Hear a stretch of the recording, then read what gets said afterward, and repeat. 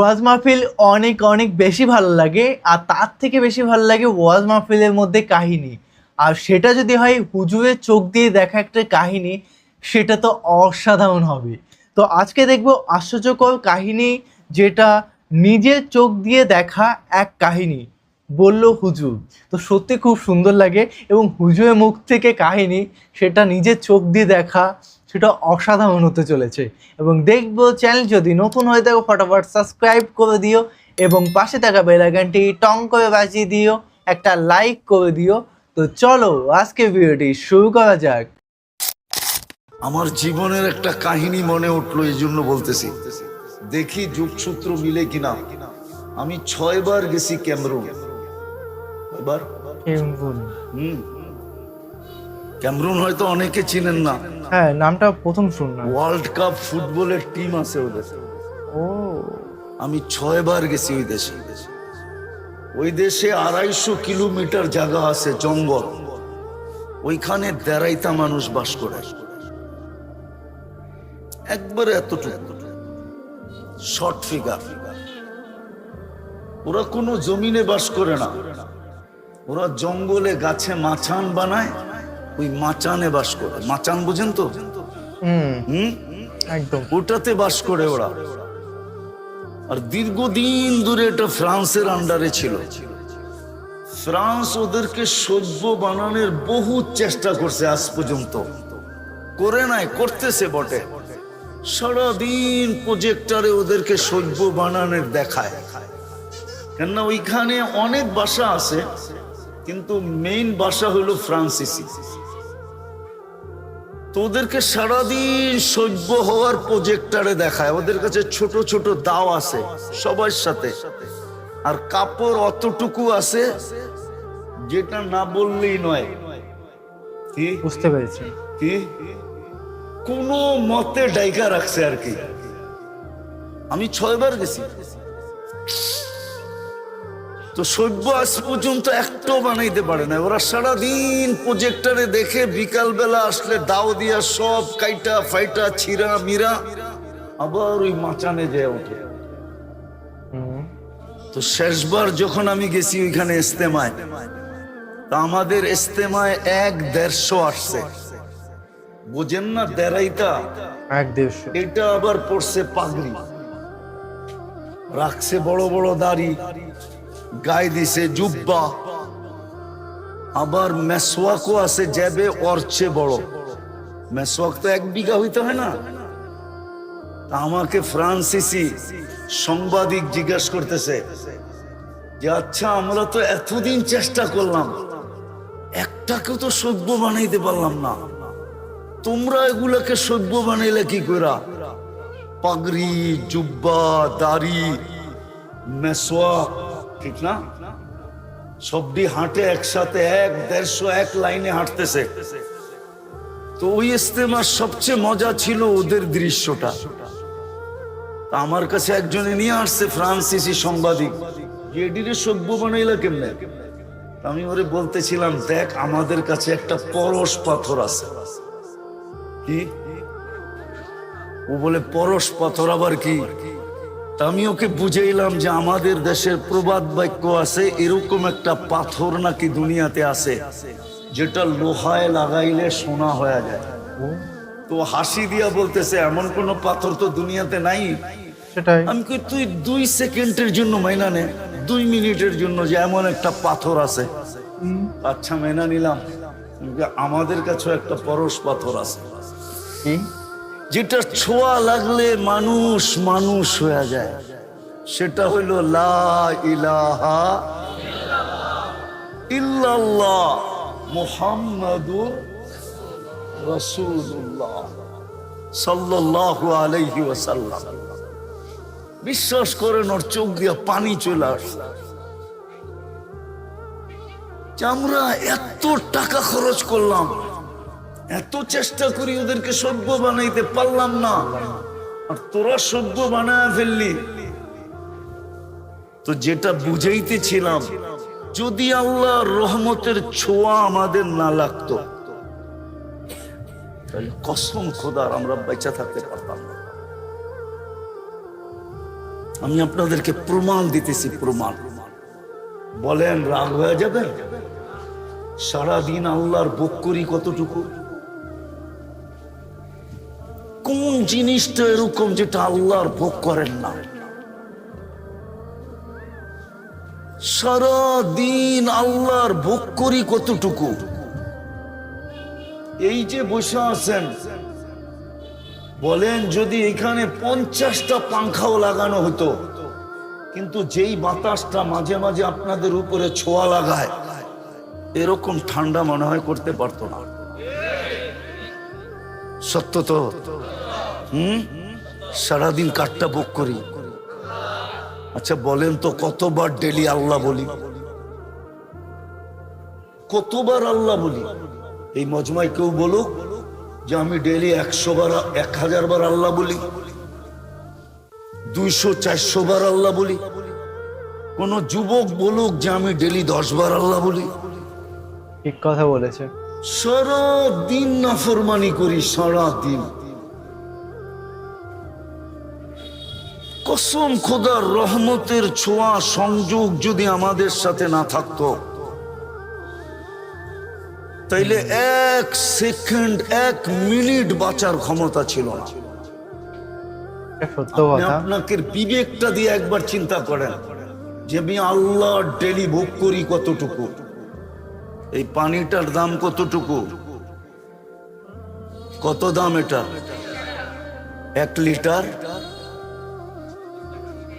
40 টাকা না 30 টাকা।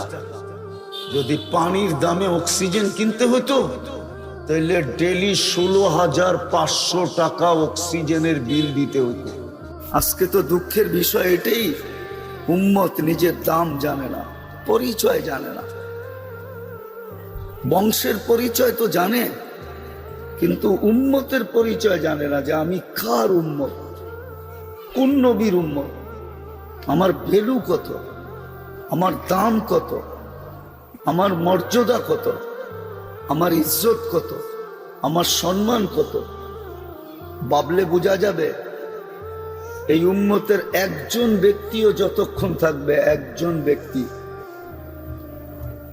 যিনি নিজেকে উম্মত ভাববে আর উম্মত হিসাবে থাকবে, একজন ব্যক্তি, কিয়ামত ওই পর্যন্ত হবে না। তাইলে একটু ভাবেন যে একজনের ভ্যালু যদি এত হয়, তাহলে আমাদের ভ্যালু কত, আমাদের দাম কত? একজন থাকলেও কিয়ামত হবে না। লা তাকুমুস সাআ, এই হাদিস এটার দিকে ইঙ্গিত করে।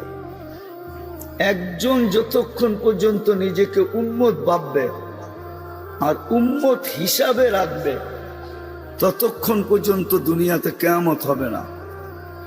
বাকি সমগ্র লোক যদি খোদাদ্রোহী হয়, খোদা বিরোধীও হয়, আল্লাহর বিরোধিতাও করে, তারপরও আল্লাহ সবাইকে পালবে। ঋতু তার জায়গায় আসতে থাকবে, যাইতে থাকবে, নদী নালা সমুদ্র প্রবাহমান থাকবে, অক্সিজেন চলতে থাকবে, দুনিয়ার সমস্ত সিস্টেম আল্লাহ চালাইতে থাকবে, যতক্ষণ পর্যন্ত একজন ব্যক্তি থাকবে যে নিজেকে উম্মত ভাবে। উম্মত জান্নাতীদের 120টা কাতার হবে। কত? 80টাই হবে এই উম্মতের। একজনের কাতার হবে কয়টা? একজনের জন্য হবে কয়টা? আরে বলেন না, 80টা। আর 1.25 লক্ষের হবে বাকি কয়টা? 40টা। তাইলে ওনাদের বাগে পড়লো তো পড়লো কি? তাইলে আমি এই কথা বলতে পারি হয়তো যে আল্লাহ মনে হয় জান্নাত কাউকে দিতেই চান নাই, এই উম্মতকেই দিতে চাইছেন। কাউকে দিতে চান নাই, এই উম্মতকেই মনে হয় দিতে চাইছেন। নাইলে জান্নাতের 3 ভাগের 2 ভাগ হবে এই উম্মত, 80 কাতার হবে এই উম্মত, বাকি 1.25 লক্ষ হবে 1 ভাগ। তাইলে ভাগে পাইলেন তো পাইলেন কতটুকু? 3 রুটির 2 রুটি যদি একজনকে দিয়া দিলেন আর 20 জনকে মিলে এক রুটি দিলেন, আর থাকে কোথায়? তাইলে সে পাইলো তো পাইলো কি? তাহলে আপনি প্রশ্ন করবেন, আমি বলি এটা আমার ধারণা, তাখাইয়ুল বলে এটাকে আরবিতে, আমার ধারণা এটা। এটুকু দিচ্ছেন এই জন্য যে নবীরা যেন আঙ্গুল না ওঠায় যে সবই একজনকে দিয়া দিলেন। তাহলে আমাদেরকে নবী বানায় পাঠাইলেন কেন? রসুল বানায় পাঠাইলেন কেন? কিতাব দিলেন কেন? উলুল আজমি মিনার রসুল দিলেন কেন? তো আল্লাহ এক ভাগ সবাইরে ভাগ করে দিছেন যাতে প্রশ্ন না ওঠে। ও এইখানে যুবক আছে, অনেক যুবক যারা মাঝে মাঝে ভাবে যদি জীবনে একবারও আমাকে লেখা পাঠাইতো যে I.U, তাইলেও মনে হয় আমার মনটা শান্ত হইতো, ঠিক না? আপনারা বোঝেন না, যুবকরা বুঝে ফেলছে। যদি জীবনেও একবার আমাকে লেখা পাঠাইতো I. আরে বলো না, বোঝো না? না বোঝে না মনে হয়, ফিডার খায়, ঠিক না? I. তাইলেও মনটা কি হইতো? শান্ত হইতো, ঠিক না? অথচ আল্লাহ এই উম্মতকে ঘোষণা দিয়া বলতেছে, ইন্নী লাকা মুহিব্বা, উম্মতে মুহাম্মদী তোমাদেরকে আমি ভালোবাসি। আমি হাদিস দিলাম, আল্লাহ বলে আমি ভালোবাসি, ইন্নী লাকা মুহিব্বা, আমি তোমাকে ভালোবাসি। ফাবি হুব্বি কুল্লি মুহিব্বা, তুইও তো একটু আমাকে ভালোবাসা দেখ। আল্লাহর অনুরোধ, এত দয়া করলাম তোর উপরে। মাঝে মাঝে বাপও তো ছেলেকে বলে, হায় হায় ছোট ছিলি, তোকে লালন পালন করলাম, লেখাপড়া শিখাইলাম, চাকরি বাকরি হইলো, সব বিয়ে শাদী করাইলাম, কিন্তু তুই বল তুই আমার জন্য কি করলি? আল্লাহ তো সূরা আর রহমানে এটাই বলে একটু পর পর, 96টা নেয়ামতের কথা বইলা বলে, ফাবিআইয়ি আলাই রাব্বিকুমা তুকাযযিবান। এটার তরজমা হয়তো উলামায়ে কেরাম আরেক রকম করবে যে আল্লাহর কোন কোন নেয়ামতকে অস্বীকার করবে তুমি। এটাই পারফেক্ট শাব্দিক তরজমা, কিন্তু আমার কাছে আরেকটা তরজমা আছে। আমি বলি, আল্লাহ জিজ্ঞাসা করে, তোকে তো 96টা নেয়ামত দিলাম, তুই আমাকে কি দিলি বল? যে আল্লাহ আমাদেরকে নিজের বিশেষ রহমতের মাধ্যমে উম্মতে মুহাম্মদী হিসাবে অন্তর্ভুক্ত করলেন। আল্লাহর বিশেষ রহমত না হইলে, বিশেষ একক নির্বাচন না হইলে আমরা উম্মতে মুহাম্মদী হওয়ার সুযোগ ছিল না। কোরআন এটাই বোঝায়, একমাত্র আল্লাহর বিশেষ রহমতের মাধ্যমে, বিশেষ করুণার মাধ্যমে, বিশেষ অনুগ্রহের মাধ্যমে, বিশেষ দয়ার মাধ্যমে, বিশেষ স্নেহ বা মায়ার মাধ্যমে, বিশেষ ভালোবাসার মাধ্যমে আল্লাহ আমাদেরকে উম্মতে মুহাম্মদীর অন্তর্ভুক্ত করছেন। নাইলে উম্মতে মুহাম্মদী হওয়ার সুযোগ আমাদের ছিল না। কিতাবে পাওয়া যায় বহুত নবী চোখের পানি পর্যন্ত ঝরাইছেন, একজন ব্যতীত কাউকে উম্মতে মুহাম্মদী হওয়ার সুযোগ দেন নাই, শুধু একজনকে দিয়েছেন, উনি ঈসা ইবনে মারিয়াম আলাইহিস সালাম। উনি উম্মতে মুহাম্মদী হিসাবে আসবেন, নবী হিসাবে আসবেন না, উম্মত হিসাবে আসবেন। আর এটাই সত্য। আর কোন নবীর দোয়া আল্লাহ কবুল করেন নাই। আর এটা যদি বিশেষ অনুগ্রহ না হইতো, দয়া না হইতো, তাইলে এমন কোন নবী অতিবাহিত হন নাই, রসুল অতিবাহিত হন নাই যাদের মুখে এই উম্মতের চর্চা না ছিল। কথা বুঝে আসে তো? একদম ধ্যান দিয়া শুনলে বুঝে আসবে। এরকম কোন নবী রসুল যান নাই যাদের মুখে এই উম্মতের চর্চা না ছিল, না নবী না রসুল। প্রমাণ হিসাবে বলতেছি, কোরআন বলে মাসালুহুম ফিত তাওরাত ওয়া মাসালুহুম ফিল ইনজিল। আমাদের আলোচনা তৌরাতেও ছিল, ইনজিলও ছিল। বোঝা গেল আসমানি সমস্ত কিতাবে ছিল, বোঝা গেল সমস্ত নবীর মুখে মুখে ছিল। সমস্ত উম্মত চিনতো আমাদেরকে, যদিও আমরা দুনিয়ায় আসি নাই, আসছি সবার শেষে, কিন্তু আমাদের পরিচিতি ছিল সবার মুখে মুখে। এই জন্যই আমি বারবার বলতেছি, বিশেষ অনুগ্রহ ছাড়া আর দয়া ছাড়া আল্লাহ আমাদেরকে উম্মতে মুহাম্মদীর অন্তর্ভুক্ত করেন নাই। খুলতে গেলে অনেক সময় লেগে যাবে, এত সময় হাতে নাই যে সবগুলা খুলে আপনাদেরকে বুঝাবো, যাতে এই অনুভূতি হয় যে আমি উম্মতে মুহাম্মদী, এই গৌরব ভিতরে আসে যে আমি উম্মতে মুহাম্মদী, আমি কোনো সাধারণ উম্মত না। অনেক সময় সম্ভ্রান্ত ঘরের ছেলেরা অনেক কিছু করতে মনে চাইলেও করতে পারে না। এটা ভাইবা করতে পারে না যে আমি তো বংশীয় ঘরের ছেলে, আমি তো সম্ভ্রান্ত ঘরের ছেলে, আমি তো বড় ভদ্র ঘরের ছেলে, আমার মা বাবার নাম তো অনেক, আমার ফ্যামিলির অনেক নাম, বিদায় আমি এটা করি তো করি কি করে? যদিও মন চায় তারপরও করতে পারে না। এইরকম দৃষ্টান্ত আছে না নাই? আমরাও জানি না যে আমরা কোন উম্মত। এই জন্যই কথা শুরু এটা, যে আল্লাহ আমাদেরকে বড় মায়া, বড় স্নেহ, বড় আদর, বড় যত্ন, বড় কৃপা, বড় রহমত, দয়ার বশীভূত হয়ে আমাদেরকে উম্মতে মুহাম্মদীর অন্তর্ভুক্ত করছেন। এটা বর্ণনা দিয়ে শেষ করা যাবে না যে কতটুক ইয়ারি আর দোস্তি আমাদের সাথে। যদি ইয়ারি দোস্তি আমাদের সাথে না হইতো তাহলে আল্লাহ আমাদেরকে কুদরতি হাতে কোনোদিন নির্বাচন করতেন না। উম্মত বানানোর জন্য আমাদেরকে কুদরতি হাতে নির্বাচন করছেন, কুদরতি হাত দিয়া। আমি কোরআন দিতেছি, হুয়াজতাবাকুম, কোরআন বলে জাহিদু ফিল্লাহি হাক্কা জিহাদি, হুয়াজতাবাকুম। শুধু শুধু আল্লাহ বলেন নাই যে তোমাদের তো জান দিয়া দেওয়া দরকার, খুশিতে জান দিয়া দেওয়া দরকার, খুশিতে আত্মহারা হওয়া দরকার, যে তোমাদেরকে আমি নির্বাচিত করছি উম্মতে মুহাম্মদী হিসাবে, তাও কুদরতি হাত দ্বারা। হুয়াজতাবাকুম, আল্লাহ বাইছা বাইছা উম্মতে মুহাম্মদী বানাইছে। ময়নামতির মানুষ ভালো মতে বোঝেন, কুমিল্লার বললে আরো ভালো হবে, কেননা বহু দূর দূর থেকেও লোক আসছেন, শুধু ময়নামতির লোক না। আল্লাহর বিরাট বড় ইহসান আর দয়া, আল্লাহ আমাদেরকে উম্মতে মুহাম্মদীর অন্তর্ভুক্ত করছেন। শুধু কুদরতি হাত দিয়া বাছাই করেন নাই, আমাদের মাথায় মুকুট লাগায় দিচ্ছেন, মুকুট। যদিও আমি মুকুট দেখি না, কিন্তু মুকুট আমার মাথায় আছে। কুনতুম খায়রা উম্মা, তোমাদের চেয়ে উত্তম কোন উম্মত আমি তৈরি করি নাই। যদিও মুকুট আমাদের মাথায় লাগানো, আজকে তো দুঃখের বিষয় এটাই, উম্মত নিজের দাম জানে না, পরিচয় জানে না। বংশের পরিচয় তো জানে, কিন্তু উম্মতের পরিচয় জানে না, যে আমি কার উম্মত, কোন নবীর উম্মত, আমার ভ্যালু কত, আমার দাম কত, আমার মর্যাদা কত, আমার ইজ্জত কত, আমার সম্মান কত। ভাবলে বোঝা যাবে এই উম্মতের একজন ব্যক্তিও যতক্ষণ থাকবে, একজন ব্যক্তি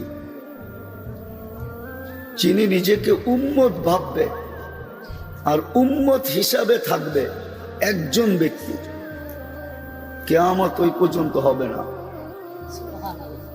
তাইলে একটু ভাবেন যে একজনের ভ্যালু যদি এত হয়, তাহলে আমাদের ভ্যালু কত, আমাদের দাম কত? একজন থাকলেও কিয়ামত হবে না। লা তাকুমুস সাআ, এই হাদিস এটার দিকে ইঙ্গিত করে। একজন যতক্ষণ পর্যন্ত নিজেকে উম্মত ভাববে আর উম্মত হিসাবে রাখবে, ততক্ষণ পর্যন্ত দুনিয়াতে কিয়ামত হবে না। বাকি সমগ্র লোক যদি খোদার দ্রোহী হয়, খোদা বিরোধীও হয়, আল্লাহর বিরোধিতাও করে, তারপরও আল্লাহ সবাইকে পালবে। ঋতু তার জায়গায় আসতে থাকবে, যাইতে থাকবে, নদী নালা সমুদ্র প্রবাহমান থাকবে, অক্সিজেন চলতে থাকবে, দুনিয়ার সমস্ত সিস্টেম আল্লাহ চালাইতে থাকবে, যতক্ষণ পর্যন্ত একজন ব্যক্তি থাকবে যে নিজেকে উম্মত ভাবে। উম্মত কথা এই জন্যই শুরু করলাম, এইখান থেকে এই জন্যই শুরু করলাম যে আজকে মুসলমানের মতো পেরেশান, মুসলমানের মতো নির্যাতিত, মুসলমানের মতো ঘৃণিত, মুসলমানের মতো অবহেলিত, মুসলমানের মতো লাঞ্ছিত, মুসলমানের মতো বঞ্চিত, মুসলমানের মতো নিকৃষ্ট দুনিয়াতে কোনো জাতি নাই। সত্যি হুজুরের কথা শুনে না মাঝে মাঝে এতটা ইমোশনাল হয়ে যায়।